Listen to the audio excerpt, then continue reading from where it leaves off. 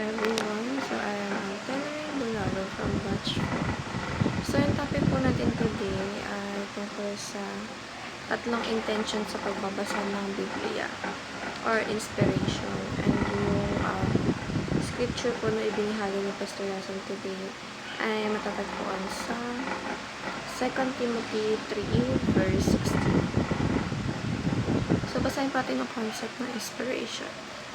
Inspiration refers to the fact that the words of Scripture are spoken by God. Unlike the casual use of inspiration in daily speech, the Bible uses the strong term God-breathed. This means that Scripture originates from the very breath of God's perfect, trustworthy, and full of divine authority. Every word in the Bible carries His voice, His truth, and His purpose of our lives. So, ganyan po natin ko sinasabi po sa mga devotion po natin, no? Napakasagrado po talaga ng bawat words sa Biblia. Dahil ang lahat ng ito po ay nanggaling sa Panginoon. Ang bawat hirap na pagsusulat nito ay nanggaling sa Panginoon. Sa kanya lahat ng concept, sa kanya lahat ng bagay na gusto niya ipaintindi sa atin ay galing sa kanya. Kaya, dapat papahalagahan natin yung lahat ng bagay na pinaghirapan ng Panginoon na kung saan ang pagpapakahit na doon ay tayo rin naman ang mag-aani. O tayo rin naman ang magbe-benefit dahil ang Panginoong Diyos po ay hindi makasarili. Dahil ang lahat ng kagustuhan niya ay para rin naman sa atin. Kung di natin maiisip na lahat, kung bakit ganito yung ginagawa ng Panginoon, bakit para sa inyo lahat ng pinag-uutos niya. Tingnan natin sa sarili natin na lahat ng ito para magtas tayo at para mailayo tayo sa kasamaan. Kaya napakaputi po ng Panginoon Diyos na dapat lagi natin siya pinasasalamatan at of course, dapat sa kanilang tayo palagi nagpupuri at nagtitiwala.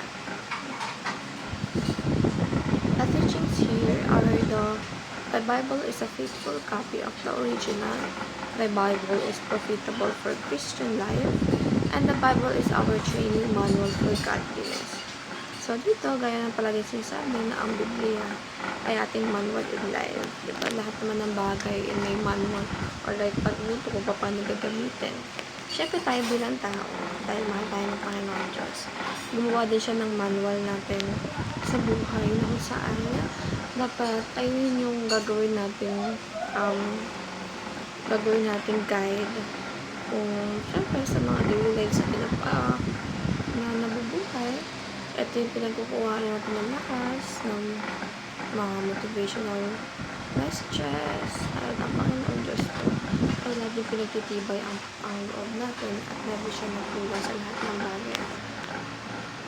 And the applications are: read with the intention of knowing the Lord, read with the intention of obeying the Lord, and read with the intention of growing in the Lord.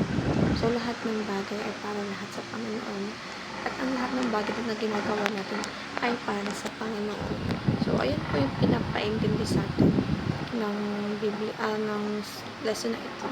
And I hope majority of us gain some knowledge in the video of Mr. Rasa, because this is everything about God, the purpose of everything that God created it. So, thank you everyone and have a great week ahead.